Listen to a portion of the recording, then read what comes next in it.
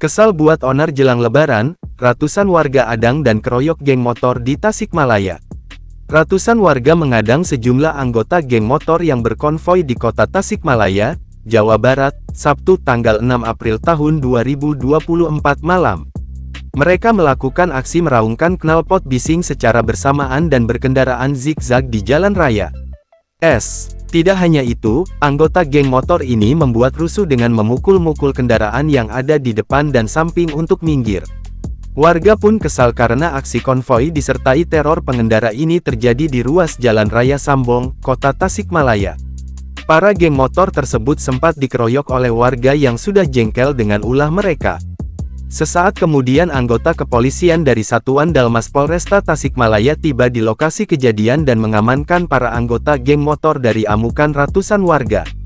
Jalan Sambong menuju wilayah Singaparna dan sebaliknya ke arah kota Tasikmalaya pun mengalami kemacetan karena warga berkerumun untuk memburu para geng motor tersebut. Warga pun bertindak, tak ada ampun. Di sini, wilayah Sambong, tadi ratusan orang mencegat mereka di jalan. Tadi dapat beberapa sekitar 6 orang anggota geng motor, sampai motornya jatuh, jelas Fitrah Maulana, 48, warga sekitar di lokasi kejadian, Sabtu, tanggal 6 April tahun 2024 malam.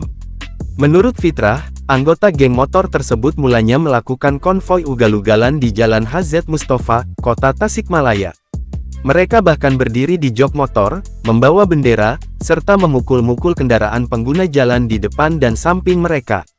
Kejadian itu pun membuat pengendara ketakutan dan menghentikan kendaraan.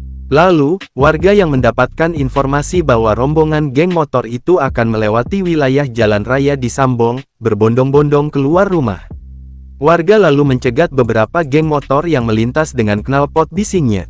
Sementara, geng motor lainnya melarikan diri saat melihat ratusan warga sudah berkumpul di jalan. Beruntung tadi sudah ada beberapa petugas kepolisian. Kalau tidak ada polisi, enggak kebayang geng motor itu kayaknya sudah meninggal di amuk warga. Sudah kesal soalnya, apalagi puasa gini kan mau lebaran lagi, tambah Fitrah.